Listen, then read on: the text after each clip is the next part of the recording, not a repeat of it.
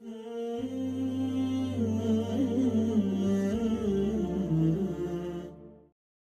الله الرحمن الرحيم الحمد لله رب العالمين والصلاة والسلام على أشرف الأنبياء والمرسلين نبينا محمد وعلى آله وصحبه أجمعين وبعد. Moving forward with our lessons in the Arabic language.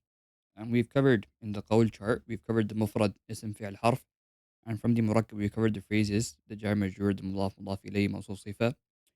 And from sentences we have covered the nominal sentence, the jumla ismiya. Today we're going to move on to covering the jumla fi'liya. Now, this lesson will be a bit complicated, so I request everyone pays attention بإذن نعم. Everyone's requested to pay attention, and perhaps, if need be, watch the video once or twice prior to moving on. The main issue that comes within understanding the rules of the Jumla Fi'liya is that it's very difficult to understand these rules in the English language. And I've mentioned this previously that the reason for this is that in the English language, when it comes to English, sentences will always begin with the doer or the subject.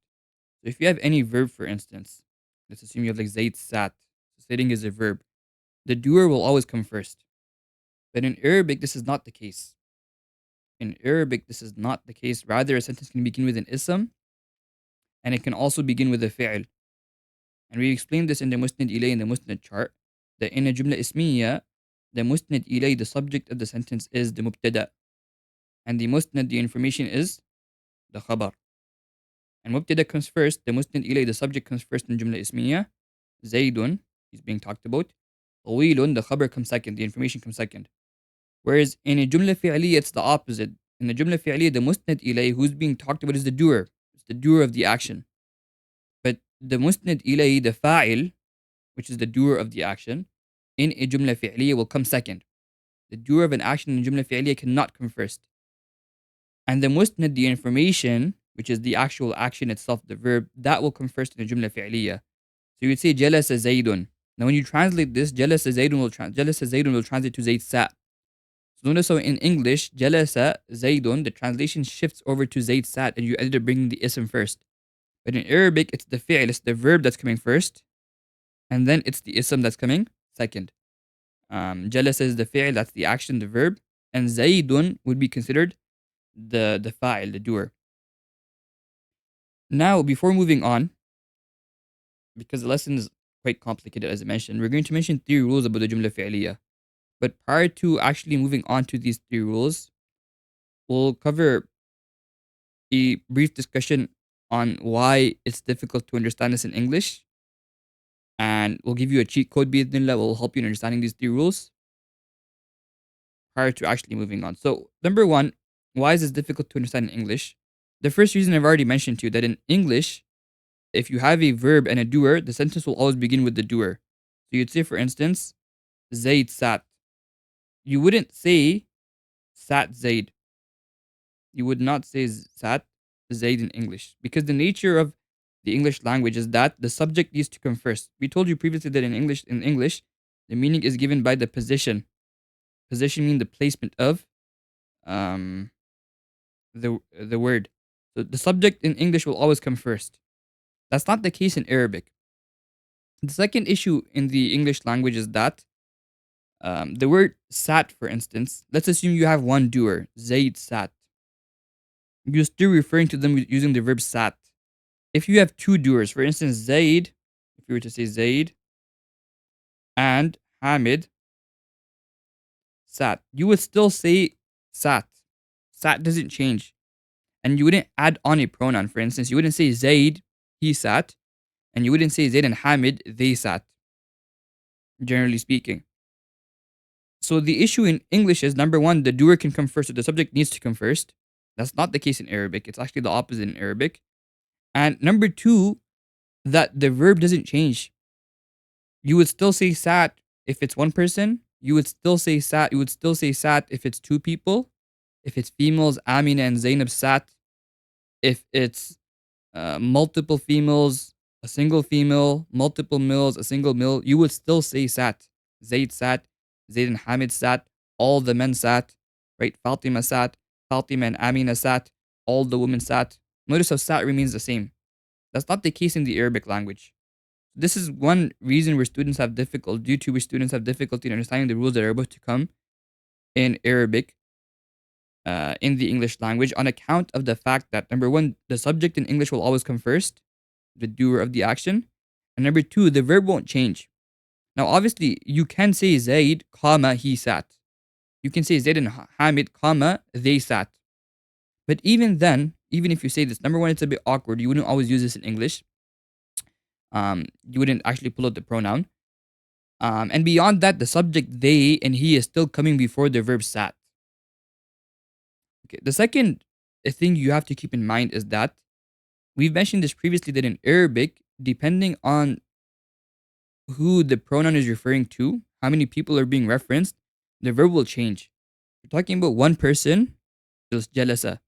If you're talking about two people, it becomes jalasa. If you're talking about three people, it's jalasu. If they're females, you have jalasat, jalasata, jalasna. So notice how depending on who you're talking about, the verb will change.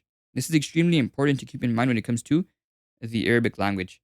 Um, and this is why the fi'l madi, which you've learned, all those different conjugation forms, you're going to be applying quite a few of those today. And you'll understand exactly when and where those conjugation forms are important. This is with regards to why it's difficult to understand the upcoming rules in English. The cheat code is this. The cheat code to remember for the Arabic language is as follows. If the verb in Arabic comes first, it's always going to be in the default form. So whenever you have the verb coming first, the fi'l coming first, irregardless of how many doers you have, you can have one doer, you can add on a second doer, you can add on a third doer, right? Jalasa Zaydun wa Hamidun wa Muhammadun. Irregardless of how many people are doing the action, jalasa will always be in the default form. What's the default form? Listen carefully. The default form for the masculine is the first conjugation jalasa. And for the feminine, it's the fourth conjugation jalasat. All right. So jalasa is singular masculine third person. That's the default form for the masculine. And for the feminine, we have singular feminine third person jalasat with the ta at the end. Again, in both of these, we're going to remind you that generally speaking, there's a huwa and hiya inside them. But when do we pull out the huwa hiya? When is there really a huwa and hiya? This will be taught later on in today's lesson. The point, however, is the cheat code is this. If the verb comes first, then irregardless of however many doers there are, the verb will come in the default form. And the sentence will be a verbal sentence. However, if it's inversed, if instead of the verb coming first, the doers come first, so you bring Zaid first. Okay, let's assume we add on Hamid as well. Zaydun wa Hamidun. If these people come first, the isms come first, now the verb has to match the asma or the isms that were brought forward. The verb has to match the isms that were brought forward. Notice we said jalasa Zaydun wa Hamidun. If there's two people, we say jalasa Zaydun wa Hamidun. Jalasa is brought in default form. But the moment we change the structure and the isms are doing the action, that are actually doing the action, are coming first, their names are coming first, now we have to make sure the verb matches the people that were mentioned earlier. Jalasa is dual because it's matching Zayd and Hamid. If we were to have multiple doers, for instance, let's assume we had Zaydun wa Hamidun wa Muhammadun. Notice that three people. Now we would say Jalasu. Okay, because it has to match. Likewise, if we had, for instance, Rijal. Rijal is plural, right? Rijal, by the way, is plural of Rajulun. You would still say Jalasu. You can't say Jalasa anymore. But if the verb comes first, remember the cheat code. If the verb comes first and the isms that are performing that verb are coming after, then in that scenario, the verb will always be brought in the default form. If the verb comes second, now it's going to have to match the isms that come before it. And then beyond this, you should also keep in mind that the first scenario where the verb comes first, that's a jumla fi'liya. The second scenario where the ism comes first, that's not actually jumla fi'liya. That reverts back to jumla ismiya. We told you that jumla ismiya is that sentence in which the ism is brought first. Whereas in jumla fi'liya, the verb is brought first, generally speaking. So keep this cheat code in mind. Number one, keep in mind that keep the fact in mind that the reason this will be a bit difficult is because in English, Number one, the subject will always come first. That's not the case in Arabic. Number two, the verb doesn't change if the subject changes.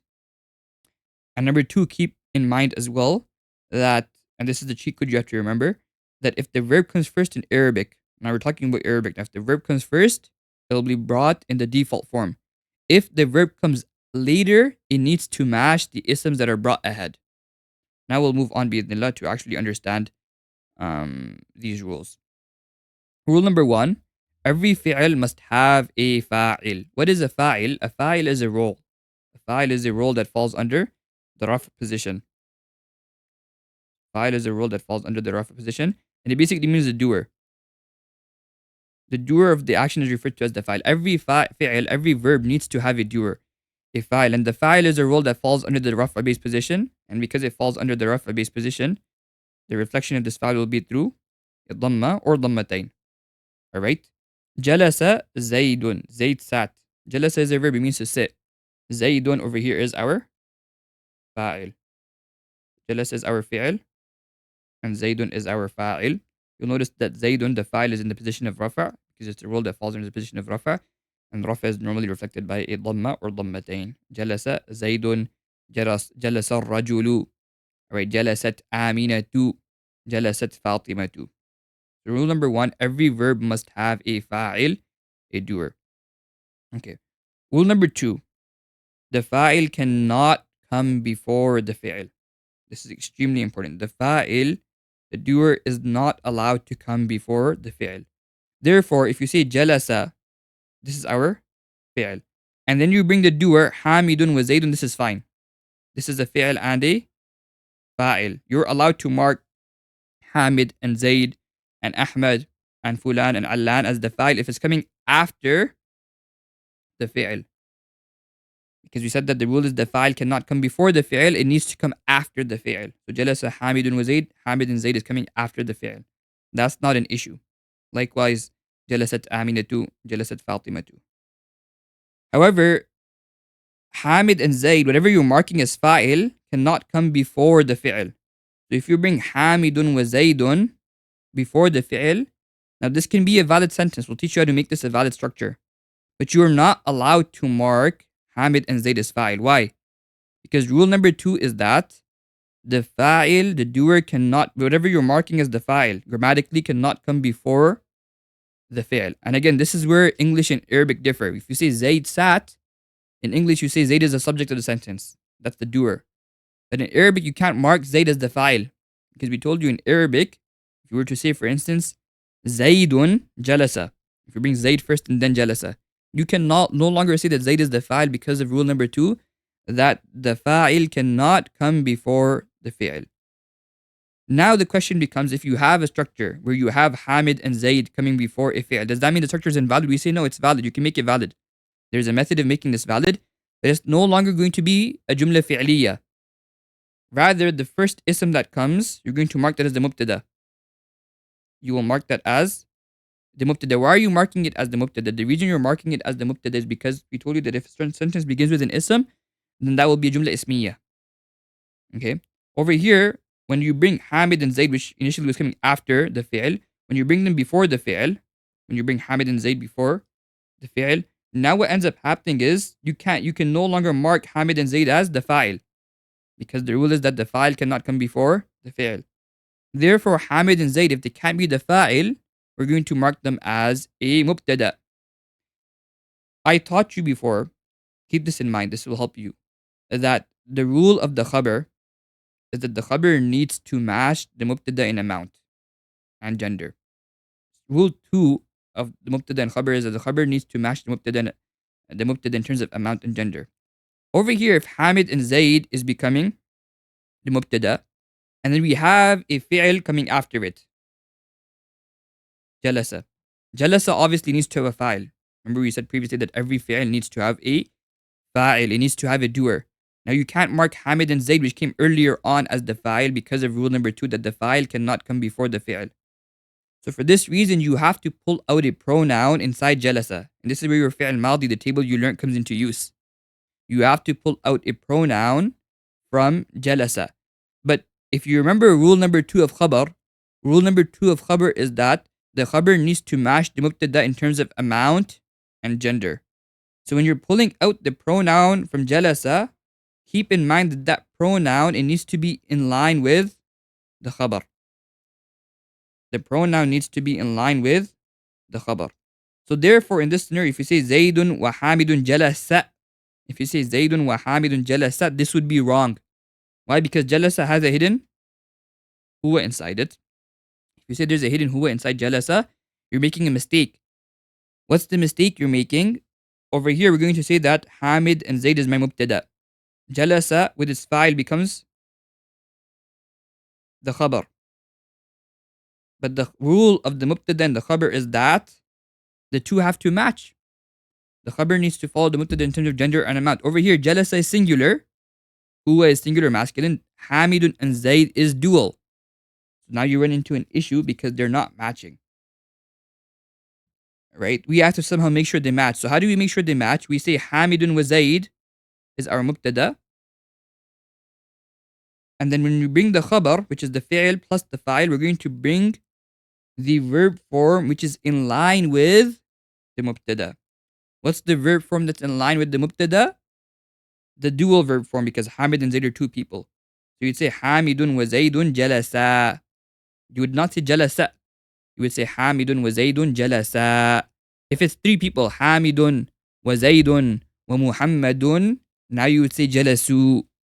Because I told you that if the ism comes first, the upcoming verb has to match the ism. And I've given you the reason behind this, because the upcoming verb, the fi'l file structure, jalasa is a fi'l. The pronoun inside jalasa will end up becoming the file. That's the doer. That's where we're getting the meaning of day two from. That will end up becoming the mubtada. The khabar, afwan. That will end up becoming the khabar. Because Hamid and Zayd, which is coming earlier on, is the mubtada. Jalasa, the verb after the verb and its file after will become the khabar. If it becomes the khabar, it needs to match the mubtada. So because it needs to match the mubtada, you have to bring the verb conjugation which is in line with the isms you brought ahead. If you say Hamidun wa Zaydun, you have to say jalasa. If you say Hamidun wa Zaydun wa Muhammadun, you need to say jalasu. Okay, let's assume you bring a feminine verb. If you say, for instance, Fatimatu wa Zainabu. Okay, Fatima and Zainab sat. Over here, you're not allowed to say jalasa. Why can you not say jalasa? This matches in amount, right? Fatima and Zainab are two people. Remember rule 2 of mubtada khabar, that the khabar needs to also amount in terms and match in terms of amount and gender. Because Fatima and Zainab are feminine, you'd have to say jalasa ta. Jalasa ta is dual feminine, right? So Fatima tu wa Zainabu jalasa ta. If you have multiple women, Fatima tu wa Zainabu wa Aminatu, now you would say jalasna. Why? Because you have to make sure that jalasna matches with the isms that are coming before. So the fa'il cannot come before the fi'il. Now there's a question here. What's the question everyone's asking? The question is, and especially if you think of this in English, this will bother you, so I'm going to mention it right now. If you see Hamid and Zayd are coming first, what's the question everyone's asking? Isn't the fa'il coming before the fi'il? Like the names are clearly coming before the fi'il jalasa. So we say yes, Hamid and Zayd are coming first. But are we marking Hamid and Zayd as fa'il? No. We specifically told you the fa'il cannot come before the fi'il. So we're not allowed to mark Hamid and Zayd as fa'il. Rather, we mark Hamid and Zayd as mubtada. And then when we open jalasa, we say jalasa needs to have a pronoun inside it. Jalasa is the fi'il, and that pronoun, the alif or the waw or the noon or the ta alif, referring back to Hamid and Zayd and Hamid, Zayd and Muhammad, or Fatima and Amina, or Fatima, Amina and Zainab. That pronoun referring back to the isms that were brought earlier is the fa'il.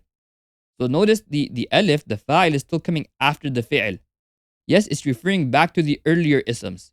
But the earlier isms are not marked as fa'il. We're marking the earlier isms as the mubtada. We're not marking them as fa'il.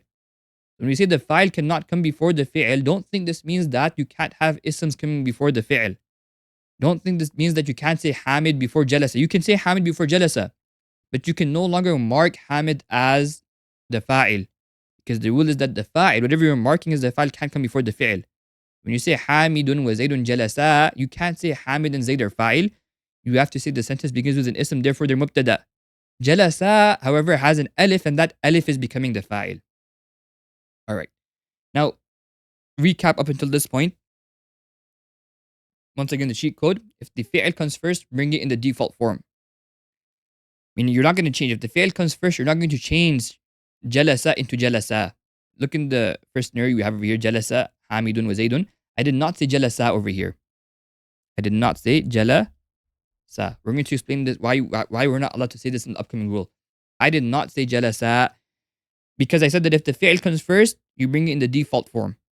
So even if you have one doer, two doer, three plus doers, you'd still say jalasa singular. If the fi'il comes second, meaning now you bring Hamid and Zayd first, you have to make sure the verb matches the isms that were brought earlier. If you say Fatima to Zainabu, it needs to be jalasa ta because ta alif matches dual feminine. Okay, if you say Fatima wa Zainabu Amin, it needs to be jalasna because noon maftuha matches plural feminine. Fatima wa Zainabu wa Aminatu jalasna. And this all comes down to rule number 2 that the fa'il cannot come before the fi'il. The fa'il needs to be after the fi'il. So we can't mark, grammatically we cannot mark, even though you might think to yourself, wait a minute, Fatima, Zainab and Amina, they're the doers. Especially if you translate this to English, that Fatima, Zainab and Amina sat. So clearly Fatima, Zainab and Amina are coming first. This is why I told you, don't think about the English right now. The English will confuse you.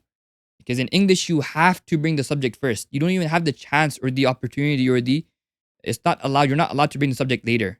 In Arabic, that's not the case. In Arabic, the fa'il, the doer of the verb, needs to come after. It can't come before the verb. Therefore, Fatima, Zainab, and Amin, you cannot mark this as the doer. You can't call these fa'il. Why can't you call these fa'il? Because they're coming before the verb. Rather, you have to pull out a pronoun inside jalasna referring back to Fatima, Amin, and Zainab, and that pronoun will be called the fa'il. That pronoun will become the fa'il. Okay. Rule number 3, and this is essentially a recap of the previous 2 rules, but just to make things easier, we're going to explain it properly. The fa'il needs to be either in the form of an apparent noun. And when will it be in the form of an apparent noun? The fa'il will be in the form of an apparent noun if the verb is coming first. When the verb comes first. So what's an example of this? Right? Jalasa Hamidun wa Zaydun. Notice over here the verb jalasa is coming first. So because jalasa is coming first, we say Hamidun wa Zaydun is the fa'il, period. Or the fa'il can be in the form of a pronoun. It can be both. And we'll explain this right now. What's the example of the fa'il coming in the form of a pronoun? Or when does the fa'il come in the form of the pronoun? When the isms comes first. If the isms come first, if instead of saying jalasa Hamidun wa Zaydun, you were to say Hamidun wa Zaydun. Now remember rule number 2. What's rule number 2? Rule number 2 is that the fa'il cannot come before the fi'il. So you can't mark, you're not allowed to mark Hamid and Zaydun as fa'il. If you can't mark Hamid and Zaydun as fa'il, jalasa still needs a fa'il.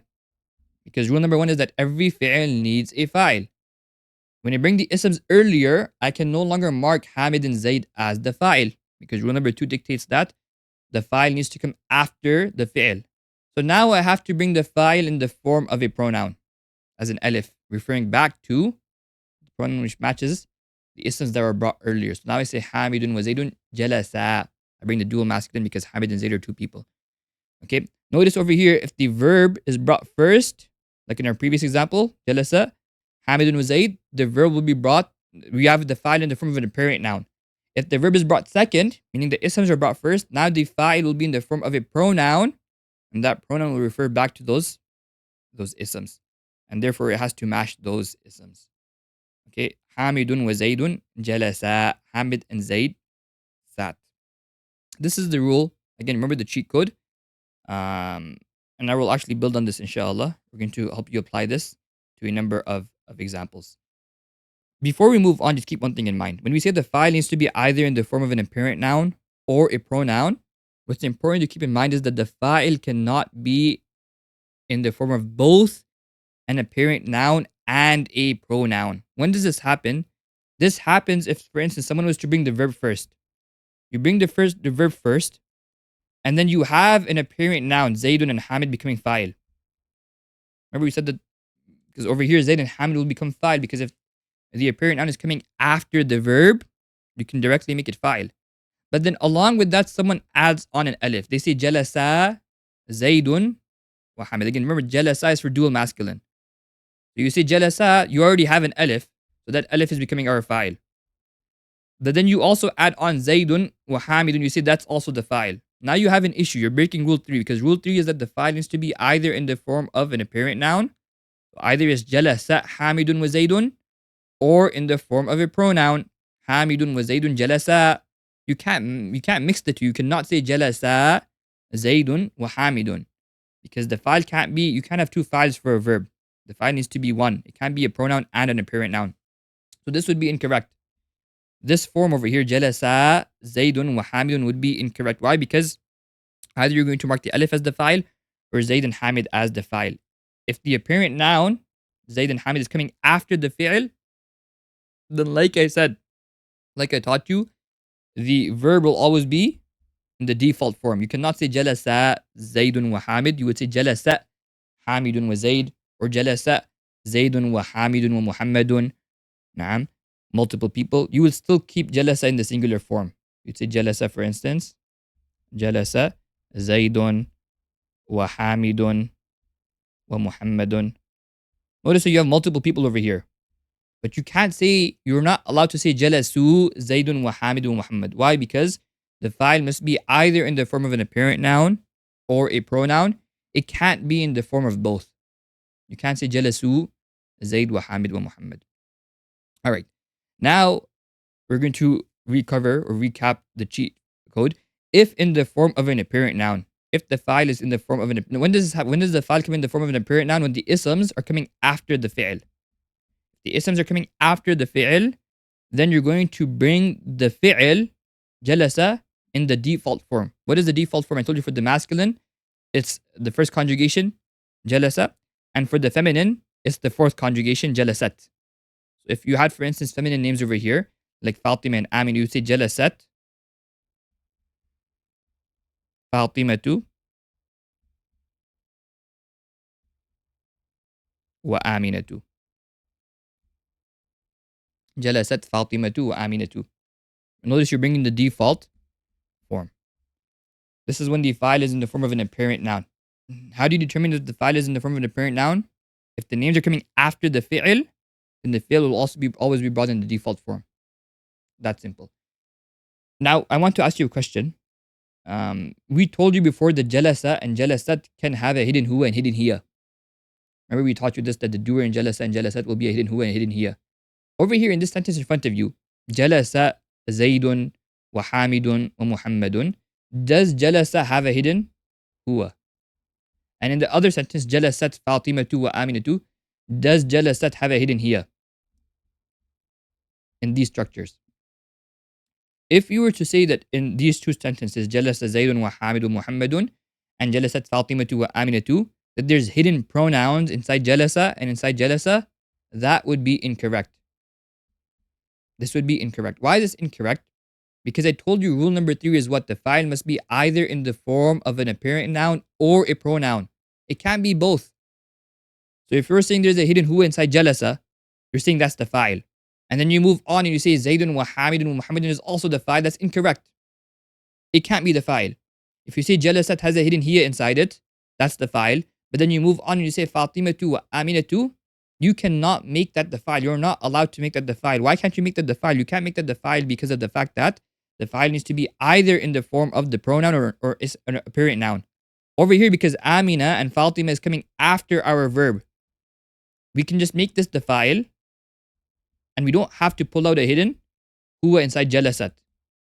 So jalasat and jalas over here don't have any pronouns because the actual file is coming in front of them. If I was to switch this around, if I was to switch this around and I was to say, for instance, and this is where our next example for rule 3b will come into play.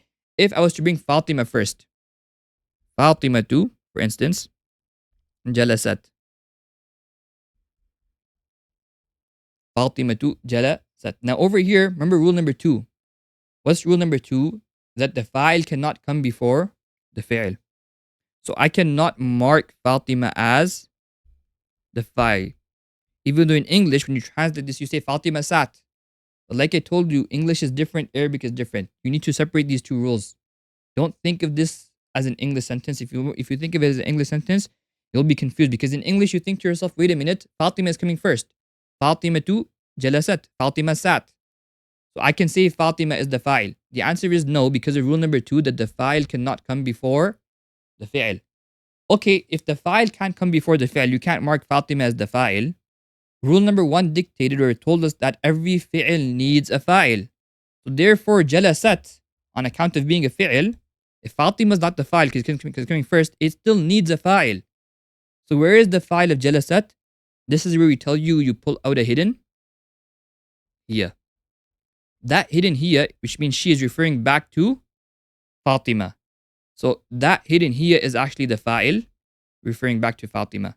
It's not Fatima. It is not Fatima. Don't think to yourselves that Fatima is the file. You cannot mark the Fatima as the file on account of rule number 2 that the file cannot come before the fi'l. Over here, Fatima is coming before the fi'l, so we can't call that file. Rather, we say Fatima is mubtada. It's a jumla ismiya. The sentence structure changes.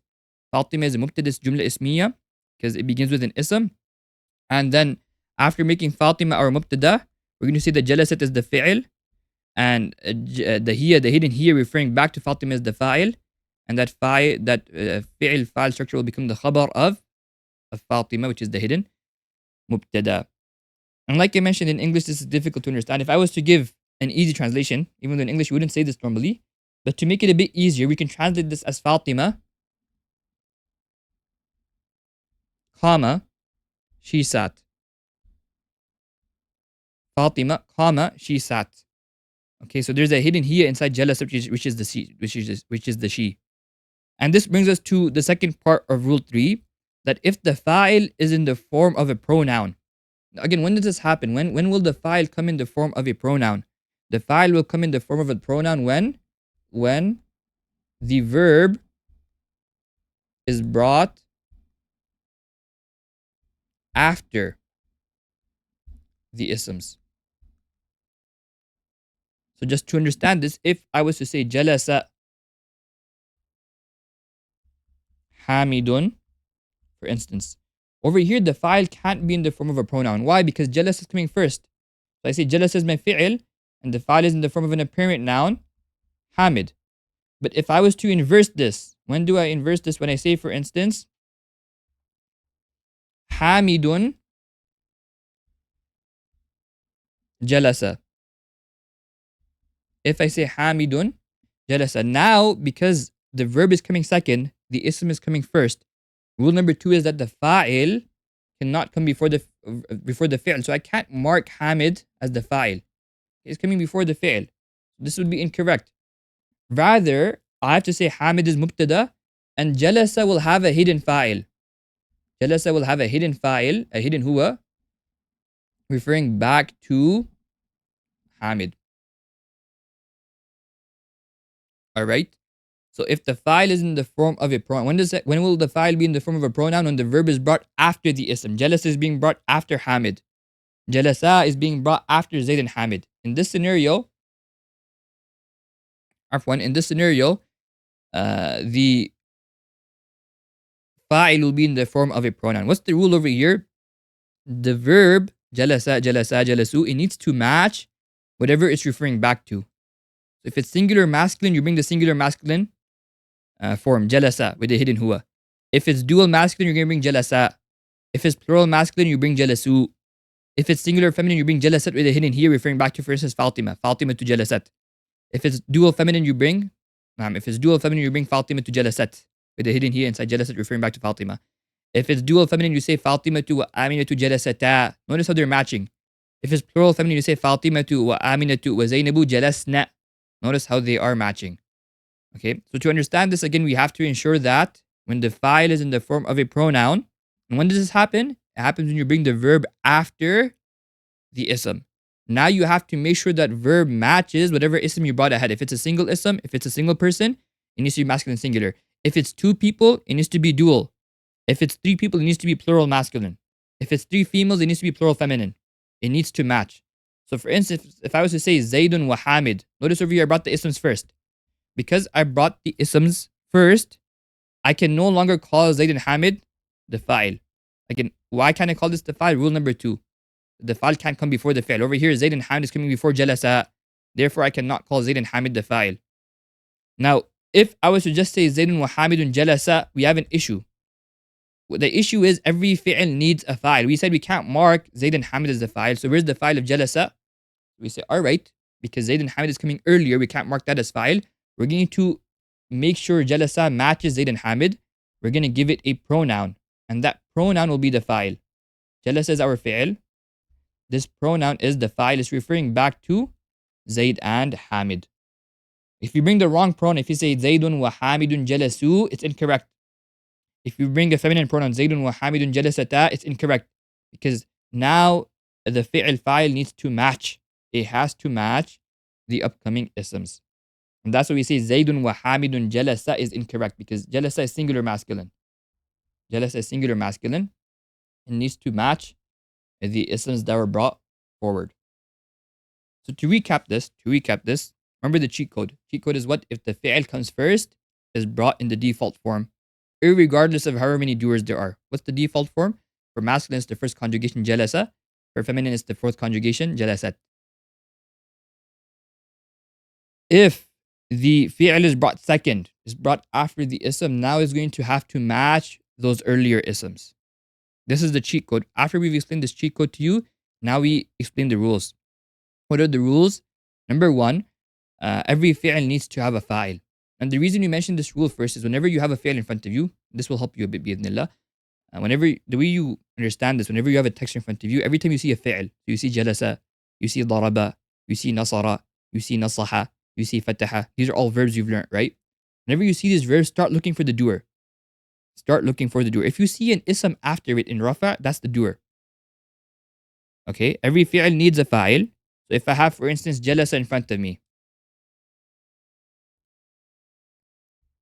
and then I have a certain ism like Zaydun. When I see jalasa, I start looking for a doer. And I find Zaydun, problem solved. Zaydun is my fa'il. So if you see an apparent noun coming after jalasa, just mark it as the fa'il right away. Okay, because rule number 2 is that the fa'il needs to come after the fi'il. But if you don't see an apparent noun coming after jalasa, rather it's coming before jalasa. So for instance, instead of having Zaydun, jalasa Zaydun, you have Zaydun, jalasa. Now over here, rule number 2 is that the fa'il cannot come before the fi'il. So I'm not allowed to mark Zayd as my fa'il. I cannot mark Zayd as my fa'il because rule number 2 is that the fa'il cannot come before the fi'il. Again, if you translate this to English, Zayd sat, you would say, oh, the subject's coming before the fi'il. The doer is coming before the fi'il. But like I told you, English works differently than Arabic. In Arabic, the fa'il, the actual doer, cannot come before the fi'il. So Zayd cannot be marked as the fa'il grammatically. Jalasa is a verb, it's a fi'il. If you say jalasa doesn't have any pronoun, you're breaking rule number 1. Every fi'il needs a fa'il. We said Zayd can't be the fa'il. Why can't Zayd be the fa'il? Because it's coming before the fi'il. If you say there's no huwa inside jalasa, you're saying the fi'il jalasa has no pronoun. So you can't do that either. So we have to pull out a pronoun referring back to the earlier ism. In this case, we pull out a huwa because Zayd is singular masculine. Zaydun jalasa, Zayd sat. Again, in English, you bring the subject first. But in Arabic, in reality, if you were to translate this a tad bit more accurately, you would say Zayd, comma, he sat. You would say Zayd, comma, he sat.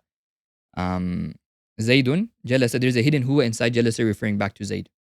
Now, this is an explanation. And again, at this point, it might be a bit difficult to understand, but we're going to apply this to a higher degree, inshallah. We'll give you a few examples, and then we'll give homework as well. And then the upcoming lessons, we'll take this up. Sentence 1, over here, we have jalasa Zaydun. Sentence 1, we have jalasa Zaydun.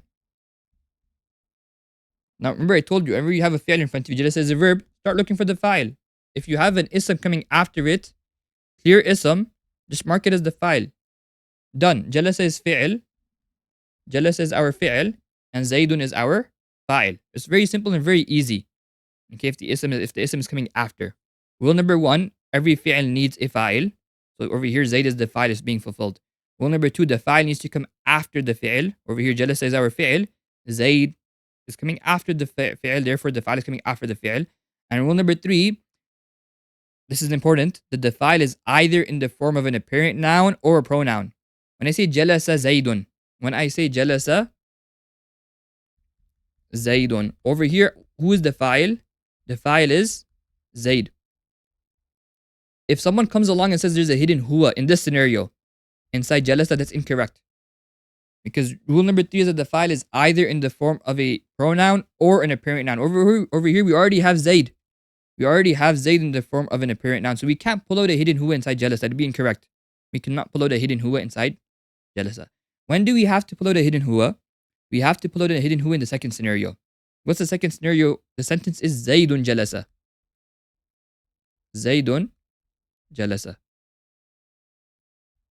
Zayd sat. Again, normally translation-wise, you would translate these in the same way. In English, you would translate these in the same way. But in Arabic, they have different connotations. And that's why we mentioned this previously as well. You cannot capture the beauty of Arabic in translations. Now, a lot is being said over here.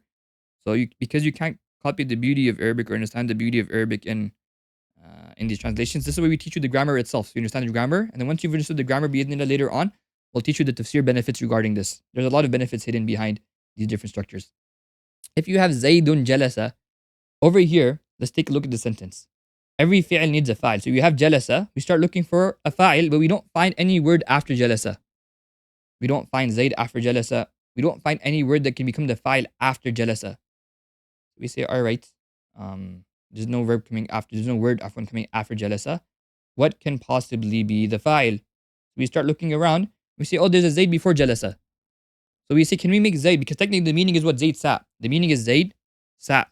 So you would think to yourself that Zayd is the doer, right? Zayd sat. So Zayd should be the doer. In English, that works. In Arabic, we're into an issue. The issue is that in Arabic, rule number two is that the fa'il cannot come before the fi'il. So you cannot take Zayd and you can't mark it as the fa'il. This would be incorrect. Why would it be incorrect? You can't mark Zayd as the fa'il because rule number two is that the fa'il cannot come before the fi'il. Okay. If we're not marking Zayd as the fa'il, does jalasa have a fa'il? If you say jalasa doesn't have any fa'il, you're breaking rule number one. Every fi'il needs a fa'il. So now where's the fa'il of jalasa? We come down to rule number three. The fa'il is either in the form of an apparent noun. Clearly over here, there's no noun coming after jalasa. Had there been Zayd after jalasa, we could have called it fa'il. Because there's no noun coming after jalasa, we can't call it fa'il. So what do? Or the form of a pronoun. We pull out a hidden huwa. We pull out a hidden huwa. Huwa becomes the fa'il of jalasa. Notice huwa, even though it's referring back to Zayd. When you translate this, you wouldn't say Zayd, he sat. You can say this. You can say Zayd, comma, he sat. That's fine. But in English, you just normally say Zayd sat. In Arabic, there's a lot more going on. In Arabic, in Zaydun jalasa, there's a lot more going on. Zayd is not the fa'il. His fa'il can't come before the fi'il. Jalasa has a hidden huwa going back, referring back to the fa'il. Referring back to Zayd. Afwan. Jalasa has a hidden huwa. Naam. Jalasa has a hidden huwa becoming the fa'il. And it's referring back to the ism we brought earlier, which is Zayd. Now, how did you break the structure? When you have Zaydun jalasa, how would you break the structure down? In terms of tarkib. So can you mark Zayd as fa'il? You can't mark Zayd as fa'il. Why can't you mark Zayd as fa'il? You cannot mark Zayd as fa'il because it's coming before the verb. So we told you that when a sentence begins with an ism, we make the jumla ismiya. We don't make a jumla fi'liya to begin with now. When the sentence began with a verb, we were able to say fi'l fa'il, jumla fi'liya. Sentences beginning with an ism, we can't make it fi'l fa'il anymore because it's beginning with an ism. And fa'il can't come before the verb. Therefore, Zayd is our mubtada. Then jalasa is a fi'l. And we told you because every fi'l needs to have a fa'il, there's a hidden huwa inside jalasa. That hidden huwa is becoming our fa'il. Our fi'l and fa'il will become our khabar. Our fi'l and fa'il will become our khabar. And this sentence, Zaydun jalasa, this entire structure, is actually a jumla ismiya. Because we have an ism coming first. This is the singular version. Let's apply this now to the dual version. ذهب حامد وزيد. Our sentence is what? ذهب حامد وزيد. What does ذهب mean? We use a different verb now. Again, translation wise it'll change, but the concept is the exact same. ذهب means to go. ذهب means to go. So ذهب is past tense. ذهب حامد وزيد, and Hamid and Zaid went. Hamid and Zaid went. Now you'll notice in English, when I translate to English, I say Hamid and Zaid went. Notice how in English the subject is coming first. Hamid and Zaid, the subject is coming first. In Arabic, we told you this before, right? ذهب حامد وزيد. You can bring the verb first. So when I bring the verb first, when I bring ذهب first, all you have to do is look for the file coming after it. When you look for the file coming after it, you see Hamid and Zaid. ذهب is my fi'l, and Hamid and Zaid is my file. ذهب is my fi'l, and Hamid and Zaid is my file. Someone might make a mistake over here, and they might try matching the two. They might try saying ذهب حامد وزيد. Why would they say this? They'd assume that ذهب should be matching with Hamid and Zaid. Therefore, we should bring the dual version ذهب حامد وزيد. Remember the cheat code. When does the verb match? The verb will only match if it comes after the isms. If the verb is coming before the ism, you always bring the default form. If the verb is coming before the ism, like in our example, ذهب حامد وزيد, we're not going to bring the dual version because the verb ذهب is coming before the isms. Now we bring the default form. And the reason we can't bring the dual version or the matching version is because of rule number 3. What's rule number 3? The file, the doer, is either in the form of a pronoun or an apparent noun. Over here, because the ism is coming after the verb ذهب, we say that this is the file. Whenever the ism comes after the verb, you can mark that as the file. If you were to say Hamid and Zaid are the file, what's that alif doing over there? You run into an issue because you have two files. And I told you that the file is either in the form of a pronoun, the alif, or in the form of an apparent noun. Over here, because Hamid and Zaid are coming after ذهب, we make those two the file. Once we make Hamid and Zaid the file, we can no longer bring alif over here, because then we run into breaking rule number 3, where we can't bring the file in both the form of a pronoun and as an apparent noun. That would be incorrect. Alright? When do we bring the file in the form of a pronoun? When we inverse the structure, when we change the structure. Instead of saying ذهب حامد وزيد, we flip the words around, and now we say حامد وزيد ذهبا. When you say حامد وزيد ذهبا, now let's try applying the rules. Rule number 1, every fi'l needs a file. So we look at ذهبا, we're like, okay, we have Hamid and Zaid over here. Can Hamid and Zaid become the file? The answer is no. Why can't Hamid and Zaid become the file? Hamid and Zaid cannot become the file because rule number 2 is that the file cannot come before the fi'l. Over here we have Hamid and Zaid ذهبا, but because Hamid and Zaid are coming before the fi'l, they're coming before ذهبا, we cannot make them the file. We are not allowed to call that file. Grammatically, it's incorrect.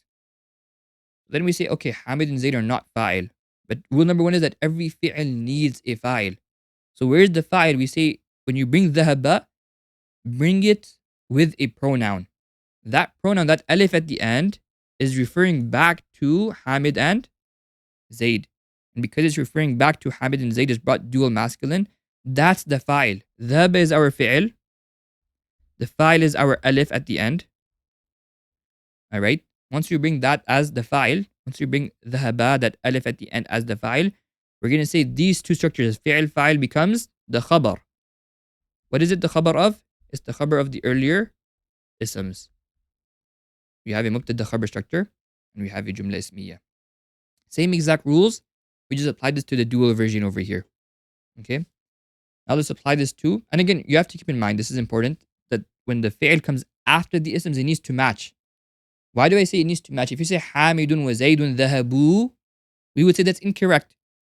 Because you brought Hamid and Zayd dual masculine, but then you brought dhahabu as plural masculine. They're not matching anymore. Or if you said, for instance, dhahabata, it's still dual, but you made it feminine. So they're not matching. We have to make sure if the fi'l is coming after the ism, it needs to match the ism it's referring back to. Alright. Now let's use a plural example. Nasara. Nasara means to help. So Nasara حامد وزيد وعمر. Amr is written with a waw at the end. If it's in Rafa and Jar. Amrun. Okay, Nasara, Hamidun, wa Zaydun, wa Amrun. Over here we have a fi'l. And because that fi'l is coming first, we can mark that fi'l as the fi'l. And everything also becomes the file. The ism is coming after it. Because the ism is coming after, we can mark it as the file. And cheat code is what? If the fi'l is brought first. If the verb is brought first, it's brought in the default form. You don't have to pluralize Nasara. It's coming first. You're not allowed to say Nasaru, Hamidun, wa Zaydun, wa Amrun. Why can you not say Nasaru, Hamidun, wa Zaydun, wa Amrun? The reason you can't say Nasaru, Hamidun, wa Zaydun, wa Amrun is because if the isms are coming after the verb, they're becoming the file. And rule number 3 is that the file is either in the form of a pronoun or a noun. Okay, and a parent noun or a pronoun. Over here, Hamidun, wa Zaydun, wa Amrun is becoming the file. So what's that wow doing over there? You can't have two files. You can't say the file is the wow and it's Hamid, Zayd, and Amr. Therefore, this wow needs to be crossed out. You say Nasara, Hamidun, wa Zaydun, wa Amrun. Zayd, Hamid, and Amr help. Now notice in the translation, we bring Zayd, Hamid, and Amr first. That's because in English, the rule in English is that the subject will always come first. The rule in English is that the subject will always come first. Whereas in Arabic, you're allowed to bring the verb first. That's why Nasara is jumla, is a fi'l. Nasara is our fi'l. Hamidun wa Zaydun wa Amr is our file. And this becomes a jumla fi'liya. This is a verbal sentence. It's beginning with a fi'l. Alright. What if you switch the order? What if you say Hamidun wa Zaydun wa Amrun Nasaru? Notice over here, when we say Hamidun wa Zaydun wa Amrun Nasaru. In fact, let's change this. Let's write Nasara at first. At first, let's write Nasara. Hamidun wa Zaydun wa Amrun Nasara. Now let's apply our rules. Rule number 1, every fi'l needs a file. We have Nasr over here. Okay, is there an ism coming after it which you can make the file? The answer is no. So we look behind the fi'l, we see there's Hamid, Zayd, and Amr. Meaning-wise, who's doing the action? Meaning-wise, Hamid, Zayd, and Amr are doing the action. Does that mean we can mark Hamid, Zayd, and Amr as the file? The answer is no. Why can't we mark Hamid, Zayd, and Amr as the file? We can't mark Hamid, Zayd, and Amr as the file because rule number 2 is that the file cannot come before the fi'l. Whatever you're marking as the file grammatically cannot come before the fi'l. So you can't mark Hamid, Zayd, and Amr as the file. Alright, does Nasara have a file? We say, well, Nasara needs to have a file because rule number 1 is that every fi'l needs a file. It can't be Hamid, Zayd, and Amr because they're coming first. So how do we give Nasara a file? We said that over here we bring the file in the form of the pronoun. And we're going to make sure it matches what it's referring back to. Because we're referring to plural masculine, Hamid, Zayd, and Amr.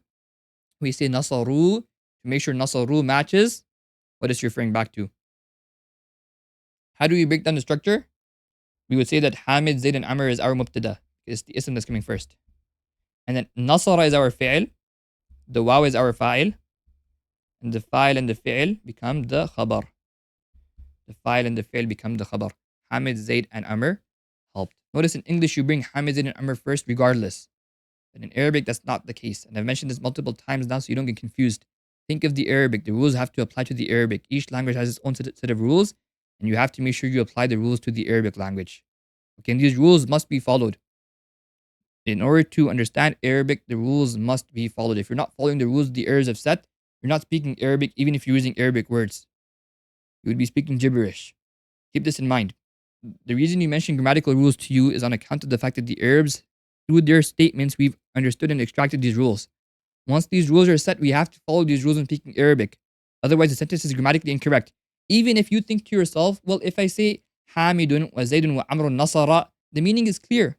Yes, the meaning, the person may understand the meaning on account of context. Does that mean you didn't make a mistake? No, you still made a mistake. It's like saying, for example, Hamid, Zayd, and Amr sat it. Meaning is clear. Sat. They all sat. I made a small mistake. It's not a big deal. But the moment you say that, if someone's talking, they're going to start laughing. You're going to say, what are you talking about? What does satith mean? For example. The point I'm making over here is that the rules that govern each language need to be followed in that language. Number one, don't confuse the rules of one language with the rules of another language. And number two, you need to make sure you follow those rules in each language. If you're speaking in English, you bring the subject first. Hamid, Zaid, and Amr helped. If you're speaking in Arabic, if the fi'l is brought first, then it needs to be brought in the default form. You cannot say ذهبوا or نصروا حامد وزيد وعمر. You're not allowed to say it. It needs to be brought in the default form. نصر حامد وزيد وعمر. And if the fi'l is brought second, it needs to match whatever it's referring back to. حامد وزيد وعمر نصروا. It needs to match it accordingly. You cannot say حامد وزيد وعمر نصرنا, because that would be feminine. You cannot say حامد وزيد وعمر نصرا, because that's dual. So you have to make sure the two are matching if the fi'l is brought second. Recap, once again, I'm going to give you the cheat codes or the cheat code. If the fi'l is brought first, mark it as the fi'l and is brought in the default form. Whatever ism comes after it is the fa'il. If the fi'l is brought second, it needs to match whatever isms are brought before. And the isms that are brought before, you can no longer mark them as fi'l, as fa'il. When you can no longer mark the isms that are brought before as fa'il. Why? Because rule number two is that the fa'il cannot come before the fi'l. Rather, the pronoun inside that fi'l, which is matching with the earlier nouns, Hamid, Zaid, and Amr, the waw, plural masculine, is matching them, and that will become the fa'il. And you'll notice the pronoun waw is coming after nasara, it's coming after the fi'l. The pronoun in nasara, the alif, is coming after the fi'l. The ta alif in nasara ta is coming after the fi'l. The noon in nasarna is coming after the fi'l. So rule number three, or rule number two, that the fa'il has to come after the fi'l is fulfilled, and we have a valid structure, we have a valid sentence. Now let's take a look at a few feminine examples. ذهبت آمنة. Amina went. ذهبت آمنة. You have a fi'l in front of you. Start looking for the fa'il. I see an ism right after Amina. I see an ism right after ذهبت, and it's doing the action. I see an ism right after ذهبت is doing the action. Therefore, I can mark Amina as my fa'il. ذهبت is my fi'il. Amina is my fa'il. Over here, the fa'il is in the form of an apparent noun. If the fi'il comes first and then the isms come, the fa'il will be in the form of an apparent noun. And the fi'il will be in the default form. For feminine, the default form is ذهبت. Conjugation for Amina went. Okay, now notice over here that there's no hidden hu here. There's no hidden here inside ذهبت. In this scenario, you cannot pull out a hidden here. Why can't you pull out a hidden here? The reason you can't pull out a hidden here inside ذهبت, when you say ذهبت Amina too, because if you were to say that, then the fa'il would be here and it'd also be Amina. We told you that the fa'il has to be either in the form of a noun or a pronoun. It can't be both. So you cannot say that ذهبت has a hidden here, that's the fa'il, and then Amina is also the fa'il. That would be incorrect. As opposed to Amina to ذهبت. In Amina to ذهبت, once we try applying the rules, we look at Amina and we look at ذهبت. We say, you know what? ذهبت is a fa'il, it needs a fa'il. There's no ism coming after it, but there is an ism before it. That ism is Amina. So why don't we just mark Amina as the fa'il? Can't do that because rule number two is that the fa'il cannot come before the fi'il. So you're not allowed to mark Amina as the fa'il. So then we look around, we look into ذهبت. We say ذهبت needs to have a fa'il because rule number one is that every fi'il needs a fa'il. Where's the fa'il of ذهبت? ذهبت's fa'il is a hidden here. ذهبت's fa'il is a hidden here, and the hidden here is referring back to Amina. Okay, so Amina over here, because the sentence is beginning with an ism, is a mubtada. ذهبت is our fi'il. The hidden here is our fa'il. And fi'il plus fa'il is becoming our khabar. Alright. ذهبت آمنة وفاطمة. Amina and Fatima went. Notice over here the fi'il is coming first, therefore is brought in the default form, singular. You're not going to dualize the fi'il. You're going to say ذهبتا آمنة وفاطمة, because you'd be breaking rule 3 that the fa'il is brought either in the form of an apparent noun, which is the case over here because the isms are coming after the fi'il, or in the form of a pronoun, which is not the case over here. You cannot say ذهبتا آمنة وفاطمة. You can't bring the fa'il in both forms. That's incorrect. ذهبت النساء. النساء is plural for females, right? Plural women. ذهبت النساء. The women went. Notice what ذهبت is still brought in the singular form, the default form, and there's no hidden here. النساء is the fa'il of ذهبت. Alright. ذهبتا آمنة وفاطمة would be incorrect. Why ذهبتا آمنة وفاطمة incorrect? Because you're breaking rule 3 over here. The fa'il is either in the form of a noun or an apparent noun or a pronoun. You cannot say ذهبتا آمنة وفاطمة if the isms are coming after, which is the case over here. Amina and Fatima are coming after the verb ذهبت. You would have to bring ذهبت in the default form. ذهبت آمنة وفاطمة. As opposed to آمنة وفاطمة ذهبتا. Why can you say Aminatu wa Fatimatu dhahabata? You're allowed to say Aminatu wa Fatimatu dhahabata because over here Amina and Fatima are coming first. So because Amina and Fatima are coming first, in this scenario where the isms comes first, we can no longer mark them as fa'il. Why can't we mark them as fa'il? Because rule number 2 is that the fa'il cannot come before the fi'il. If we can't mark Amina and Fatima as the fa'il, we have to make sure dhahaba has some sort of fa'il. So we see there's a ta alif, which is in line with the isms it's referring back to, feminine and dual. Amina and Fatima are dual feminine. We're going to bring dhahabata to refer back to Amina and Fatima. And that's why we can't say Amina to a Fatima to dhahabna. Why can't we say dhahabna? Because dhahabna, that's plural feminine. And Amina and Fatima is dual feminine. They have to match. If the fi'l is brought after the isms, it needs to match those isms. Alright, Amina to dhahabat we've already covered. An-nisa'u dhahabna, once again, is correct. Why is an-nisa'u dhahabna correct? Because an-nisa is plural feminine. An-nisa is plural feminine. Dhahabna is also plural feminine. If the fi'l is brought after the ism, it needs to match the ism. Dhahab an-nisa'u is incorrect. Dhahab an-nisa is incorrect because I told you the default form for feminine is dhahabat. The default form for feminine is dhahabat. It's not dhahaba. Now let's apply or let's assign the homework. Prior to the homework, just keep this in mind. Recap of the lesson. English differs from Arabic because in English, the doer, the subject needs to come first. The verb comes second. That over there is number 1. Number 2, irrespective of however many doers you have, in English, the verb always remains the same. Zaid sat, Zaid and Hamid sat, Fatima and Amina sat, Fatima, Amina, and Zainab sat. It's always sat. That's not the case in Arabic. In Arabic, things are different. So number 1. Number 2, the cheat code is this. If the fi'l is coming first and the ism is coming after, bring the fi'l in the default form, and whatever ism is doing the action that's coming after the fi'l, mark it as fa'il. Okay? If the isms are coming first, the doers, the person who's actually doing the action, if they're coming first, and then comes the fi'l, now you have to make sure the fi'l matches the earlier isms. And that pronoun inside the fi'l that's matching the earlier isms, that will become the fa'il. You can't mark the earlier isms as the fa'il because the rule is that the fa'il cannot come before the fi'l. Rule number 1, every fi'l needs a fa'il. Rule number 2, the fa'il cannot come before the fi'l. Rule number 3, the fa'il is either in the form of a noun, a parent noun, or a pronoun. You can't do both. You cannot say dhahabata Amina wa Fatima. It's either in the form of a noun or a parent noun or a noun or a pronoun. Afwan. The fa'il is either in the form of an apparent noun or a pronoun.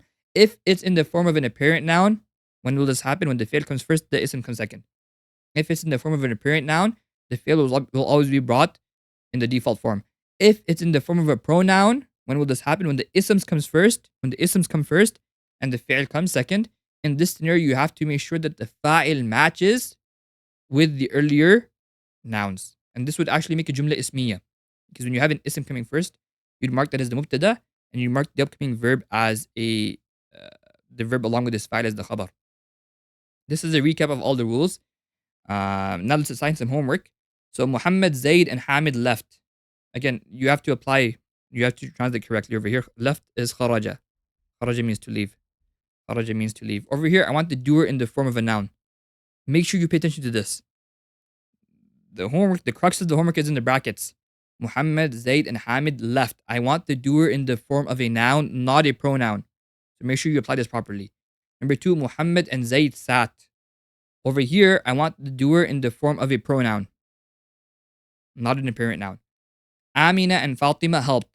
Over here, I want the doer in the form of a noun. The woman, that's plural. How do you say this? An-nisa'u. An-nisa'u is plural woman. Hit is daraba.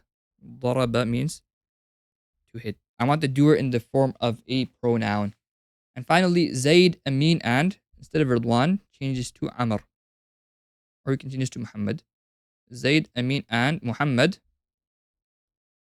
opened the door. Opened is fataha. Door is babun. This last sentence may be a bit difficult. Lakin try understanding it, inshallah. And keep in mind the doer in the last sentence needs to be in the form of a noun, not a pronoun. I want the doer in the last sentence in the form of a noun. Try having this done by the next lesson, bi'idhnillah.